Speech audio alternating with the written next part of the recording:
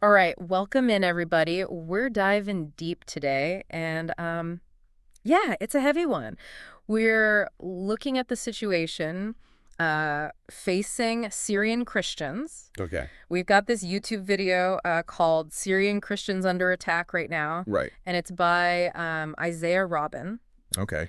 And this video, like, it doesn't hold back. It's a very intense look at what these communities are dealing with. Yeah. So we're going to break down those claims, definitely. But we also want to, kind of zoom out a little bit Sure. and look at the wider Syrian conflict Yeah. and how it's affecting, everyone who's caught up in it, not just the Christians. Right.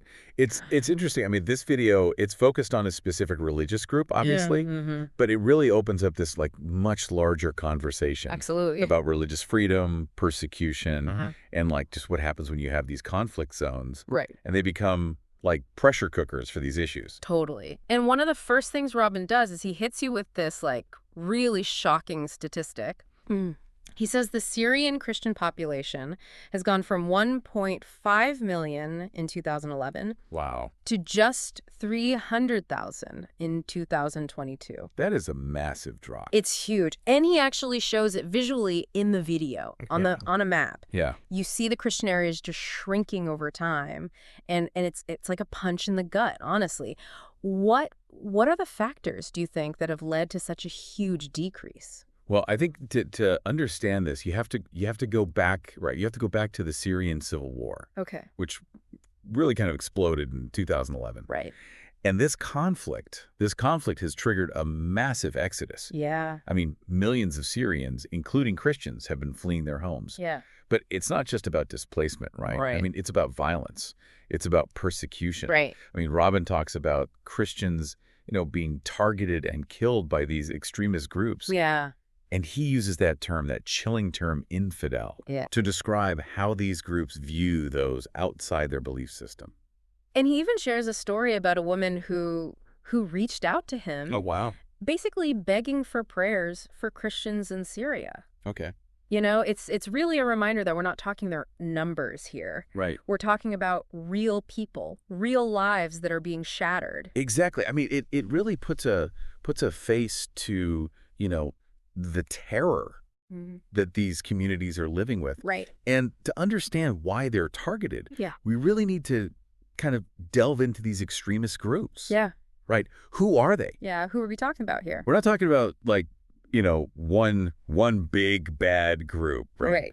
Yeah. The Syrian Civil War, it created this like really complicated web of different factions. Yeah. And some of them have incredibly radical ideologies. Like, for instance, you have groups like ISIS, Right. which, I mean, everyone knows is notorious for brutality. Yeah. But you also have, factions like Jabhat al-Nusra Okay. with its roots in al-Qaeda. Okay. And it's worth noting, these groups, while they might be united by this kind of like warped interpretation of Islam, they often have different goals and different strategies, which makes things even more complicated. Right. So it's not as simple as like good versus evil. It's much more murky. Yeah, a tangled web of alliances Yeah. and motives. And Robin, he really doesn't shy away from strong language, does he? No, he doesn't. He directly links this persecution to what he calls the infidel label and this broader climate of religious intolerance. Yeah. But I mean, what does that label actually mean in this context? Well, infidel is a loaded term. And it's got a long, long history, especially in Islamic theology. At its most basic level, it means non-believer, right? Right. But it's often used in a really derogatory way Right. to dehumanize people. And in the context of the Syrian conflict, some of these extremist groups, they've weaponized this term Okay. to justify violence against anyone who doesn't follow their very strict interpretation of Islam. And this kind of rhetoric, I mean, it's dangerous. It's incredibly dangerous. It's incredibly dangerous because it takes away the humanity of the other, makes it easier to kind of justify violence and oppression. And it's not just the threat of violence either, right? No, it's not. He highlights a very specific tactic, Right. the siege of churches. But- And some of them, they're actually converted into military headquarters. Wow. I mean, to me, that's a pretty clear symbol of how little regard there is for religious freedom in these conflict zones. Absolutely. I mean, I can't imagine anything more just jarring Right. than having your, like, sacred space violated that way. You're right. I mean, it's a powerful symbol, right? Yeah. Of how easily religious freedom can just be trampled on Yeah. during a conflict. Yeah. And it raises all sorts of questions, right? Yeah. I mean, what's the motivation behind it? Yeah. Is it purely strategic, taking advantage of existing structures? Yeah. Or is there something deeper, Yeah. like a symbolic intent to dominate and erase another faith? Right. Right. Because it's not just about physical space, right? Right. I mean, these acts, they have a huge psychological impact. Of course. And then to add yet another layer to this already, like, insanely complicated situation, Yeah. Robin includes a clip from Senator Tulsi Gabbard's testimony Oh, okay. before Congress, and she really gets into U.S. involvement Yeah. in the Syrian conflict. Okay. And she seems really concerned about the potential, like, blowback. Yeah. Especially for Syrian Christians if there's a regime change. Right. So what's her take? Well, she argues that the U.S., in trying to support certain rebel groups, might have actually empowered factions that are tied to extremist organizations. Oh. I mean, that's a pretty controversial stance, right? Yeah, it is. Because some of those groups were seen as the best hope for getting rid of Assad. Right. But her argument is basically that removing Assad without a clear plan could, like, create this power vacuum where these extremist groups can actually flourish even more, which would put minorities like Syrian Christians in even more danger. Yeah. It's a reminder that intervening in conflicts like this, it's not a simple equation. No, it's not. And it can have unintended consequences. Absolutely. Often really bad ones. Yeah. So we've got, like, this crazy web of factions, the shrinking Christian population, this disturbing infidel label, churches being turned into military outposts. Right. It's a lot to take in. It is. And we're just getting started. Yeah, no, it's a lot. But I think it's important to remember that while we're focusing on the experiences of Syrian Christians, this conflict has caused so much suffering and displacement to countless Syrians from all different backgrounds. Right. This is a humanitarian crisis on a huge scale. Yeah. And understanding the plight of one group really helps us grasp the broader tragedy Absolutely. that's unfolding in Syria. Yeah. Yeah, for sure. Yeah, and I think, picking up on that, it's really important to remember that while Isaiah Robbins' video is, very powerful and it offers this look at the situation, it is just one piece of a very, very intricate puzzle, right? Right. To really grasp what's going on in Syria, we need to, like, whiten our lens a little bit and consider multiple viewpoints. Right, because his video is clearly driven by his faith and his deep concern for fellow Christians. Absolutely. But it's a good reminder, I think, for all of us, to be cautious about, oversimplifying the conflict or viewing it just through that one lens. Yeah. I mean, it would be a mistake to think that Christians are the only group Of course. that's facing hardship in Syria. Yeah, absolutely. Yeah. While Robin focuses on the persecution of Christians, it's really crucial to remember that other religious minorities have also faced immense challenges during the Syrian civil war. Right. For instance, the Druze community, Okay. which he mentions briefly in the video. They have a really unique set of beliefs Okay. that kind of draws from Islam, but also other traditions, Okay. making them a target Right. for extremist groups who see them as heretics. Wow. They've been subjected to violence, displacement, forced conversions. Right. I mean, really mirroring the suffering Wow. that Christians have experienced. It's just awful. And it goes beyond just religious minorities too, right? Of course. I mean, countless civilians, Absolutely. regardless of their faith, have been caught in the crossfire of this war. Yeah. I mean, entire cities have been destroyed, Yeah. families torn apart, millions forced to flee their homes. I mean, it's easy to get caught up in the narratives of specific groups. Right. But the reality is this war has just inflicted tremendous suffering on the entire Syrian population. Right. It's a humanitarian crisis. Absolutely. We're talking about a complete breakdown of society. Ah. A humanitarian crisis of just catastrophic proportions. Yeah.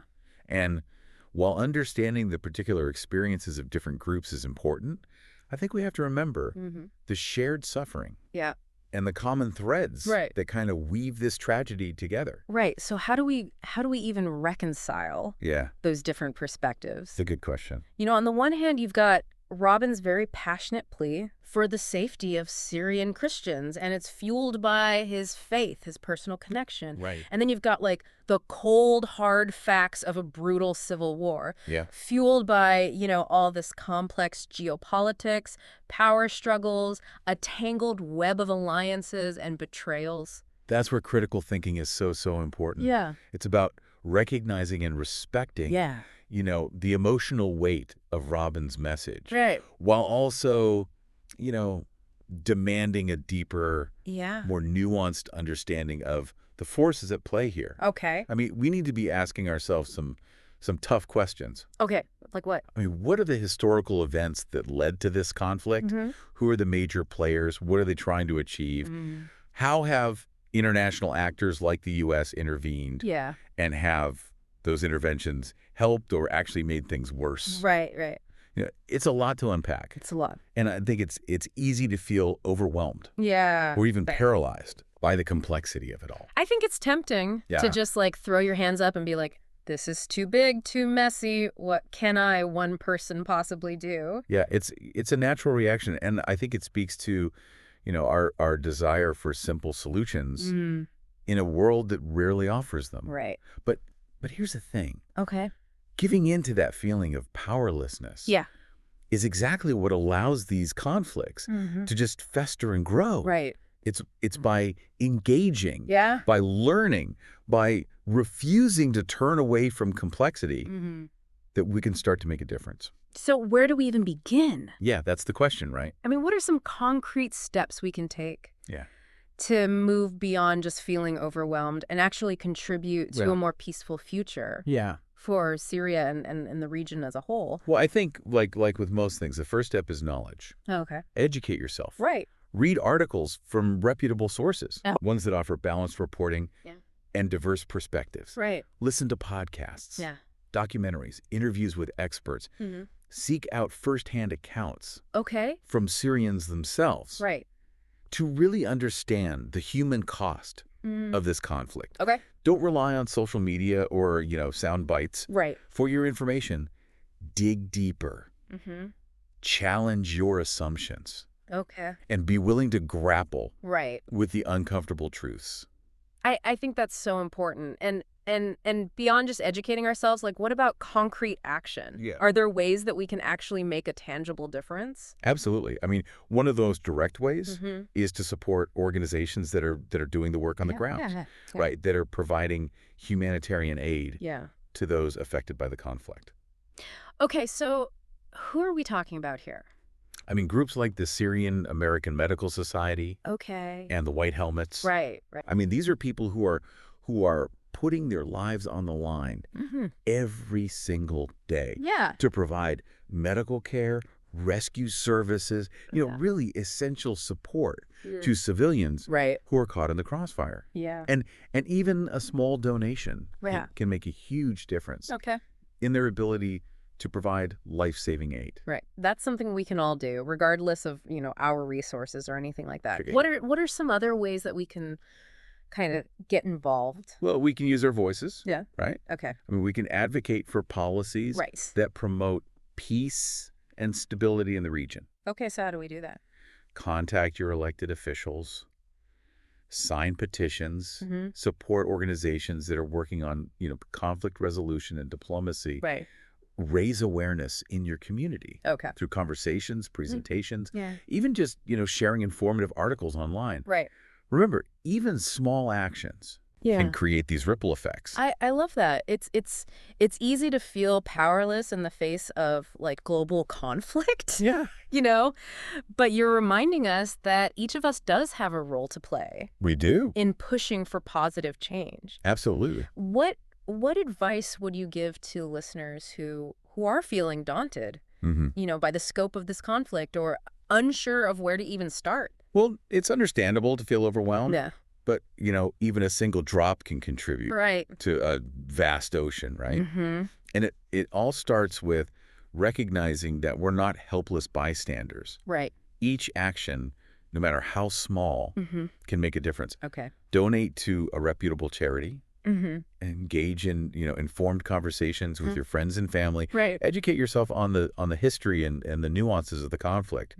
Use your voice to advocate for peace and justice. Yeah. I mean, these might seem like small steps, Right. but collectively, they can really help shift the tide towards a brighter future. Those are some really powerful reminders. We don't have to like single-handedly solve the Syrian conflict. Right. But we can all contribute Absolutely. to a more humane and just world. Yeah. It's about recognizing our shared humanity. Exactly. Even with those living in war-torn countries far from our own.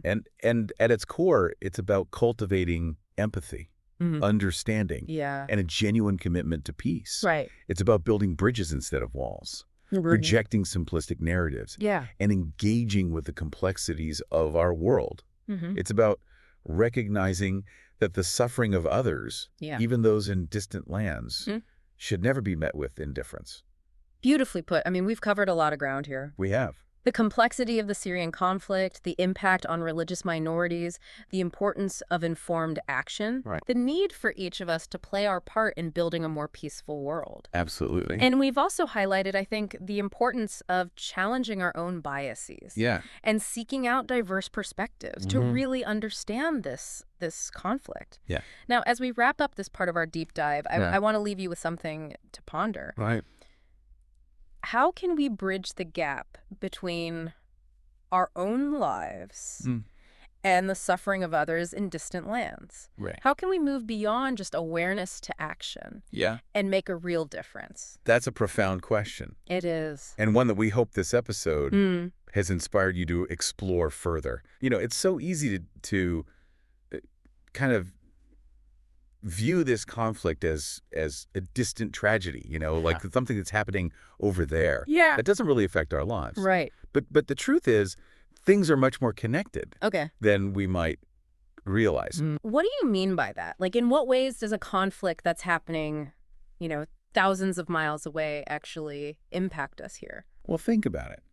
The decisions world leaders make, the actions of armed groups, the displacement of millions of people. I mean, these things have ripple effects that go way beyond Syria's borders. Right. We see it in the global refugee crisis, right? Yeah. With millions of people seeking safety and asylum in other countries. Right.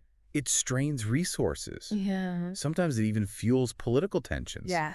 We see it in the spread of extremist ideologies that find fertile ground in chaos and despair. Right. And we see it in the destabilization of entire regions as neighboring countries grapple with the spillover of violence and instability. So it's not just about like feeling empathy for those who are directly affected. Right. It's about recognizing that what happens in Syria has real consequences for everyone. Absolutely. It underscores this idea that we're all connected, that events in one part of the world can have these far-reaching consequences.